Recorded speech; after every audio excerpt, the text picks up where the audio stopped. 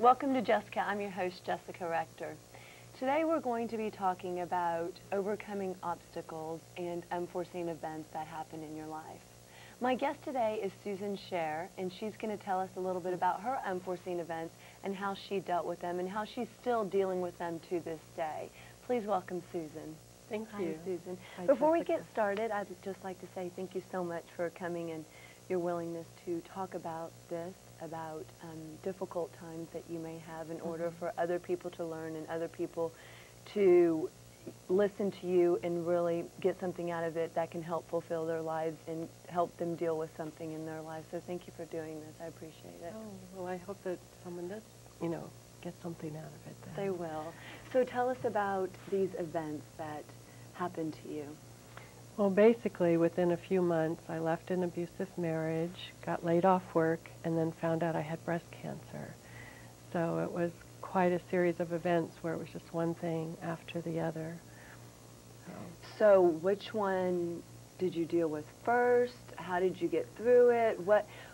When you hear the big C word, nobody wants to hear that. Everybody dreads hearing that. So, well, I guess we can start with that one. How did you deal with that Well, first of all, I wasn't sure if it was cancer. I Right. thought I got a really bad bug bite, and so went to one doctor because my doctor wasn't there and was given antibiotics, and it didn't go away. And finally, when my doctor came back from vacation, it was that whole process. And it's like there's this magical 2 weeks. Everything took weeks. You go for one test, have to wait 2 weeks. Go for Right. another test, And so for me, it was more like a bump in the road. I know some people may not understand that, but it was just one of those things that happens to you, just like you get sick or other things, and you just deal with it. And I was able to do that with a lot of humor and having really good friends around me. How do you deal with it as a bump in the road? I mean, no, I cannot imagine anybody getting cancer and saying, oh, it's just a bump in the road. Well, actually, the whole cancer process was really a blessing to me because I'd been always one of these people that had goals and I have to achieve this, have to achieve this. Right. And here I was trying to do all this stuff and kept getting stopped. And with the therapy I was going through, it would wipe you out.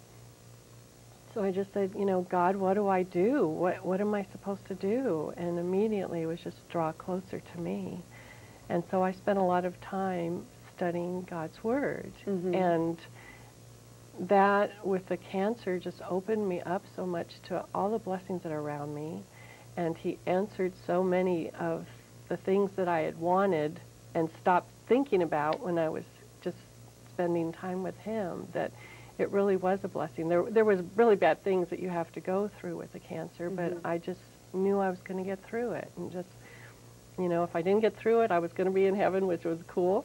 And if I did get through it, I had lots of family and friends that loved me. So, But it was still difficult. yes. Yeah. Okay.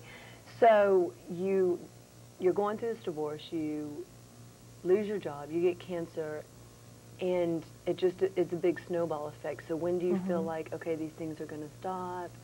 What's going to happen next? I mean, how do you know where to go? It can be really hard at times. Sometimes it can be overwhelming. That's why I'm really glad I have my faith. It helped to have friends that I could call. But there was times where you just don't want to bother anyone. There's just so much, and it's so hard on you that you don't want to inflict that on other people. And those can be dark times. That's really hard because, as someone who loves being a friend, your friend needs you. It's not a bother. It's no problem. It's whatever you need, whatever you want, I'll be there. But then as someone myself, who doesn't also like to bother people, that's a fine line. I mean, because it's like you put yourself in that situation and you feel like a bother, but your friends don't think you're a bother. Yeah. So 3 in the morning, they might think you're a bother. but not if it's important to you, and not if Yeah. they know that you really need them. I don't think so. Yeah. So they helped you get through it, huh? Yeah. So tell me a little bit more about the cancer, how you found it, and what the process was. So God helped you get through it, but before you found that he was going to help you, what did you go through, like, not necessarily the chemo, but emotionally, your feelings? I tried to keep an even temperament about it as each test would come up, but when you have to wait that amount of time, little fears do pop up, and you know, you find yourself being a little bit off or whatever, you know, from the way you normally are. I'm usually pretty even going.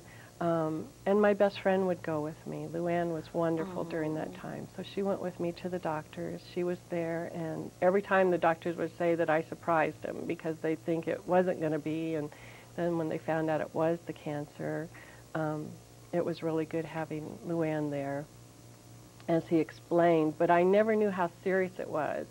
And Luann, I think, knew more than I did. So basically, they even gave me a book, and they said, don't read any further in this book and past the step that you're at, you know, because it's just too overwhelming, the information. And even after the cancer, I thought I was just, okay, I'm done with my treatment, you know, I'm ready to go. And then I found out that I wasn't, you know, it affected my body. I was tired, exhausted all the time. I had other problems.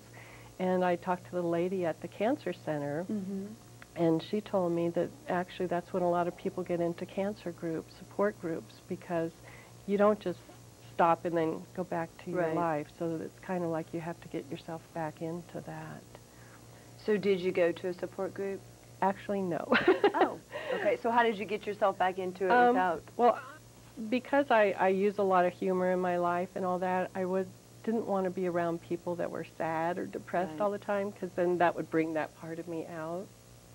So it was better for me just to be around friends, and when I felt good, I would go out, and people didn't see me when I'd go home and just have to sleep because I had no energy. So it was like I'd plan my day, okay, this is when I got to go out, this is when I'm going to get up and have this much time to get ready, go out, look really good, and then come back home and crash. You know, so that was my psychological thing, just to be out in public and have people say you look good. And yeah, but you need that, especially after all you just went through. You need to have those little ego boosts, so to speak, and stuff to help you along mentally, you know, and emotionally, and say, hey, you know what, I can get through this. I still look good, you know, I am still me, you know. Well, even when I went through the chemo, it was kind of like right after the chemo I would be fine. And then Tuesday I would do pretty good. Wednesday was my hell day. That was the middle thing, and that was where you didn't want anybody to see you, because you were just, every ugliness about you was right there, and you could feel everything you ate go all the way through your body all day long. So you didn't want to eat much either. And those were the times that I would wish Luann would come over with my Jell-O. But people didn't see me, so they thought I was doing really good, because they'd see me, you know, and I'd go out and be all normal Susan, and then on my bad day, I would just, that was my day to be on my own. And but is it better to have people only see you on your good days and not really see exactly what you were going through? I think for, you know, a lot of people don't know what to do when you're going through that. It's really hard on them. And so I was surprised that some people withdrew from me. Really? And so for me, with my best friend Luann, she could see me at the worst, and people that were close to me, but other people, it's hard for them. They don't know what to do. They don't know that it's okay to just be there and not say anything. It's okay to just, you know, come over for just a few minutes because you're tired. You don't have a lot of time to sit around, even though, you know, to be entertained is nice, but you need to have your rest. But just to spend a little bit of time, you know, calling somebody, send them a card,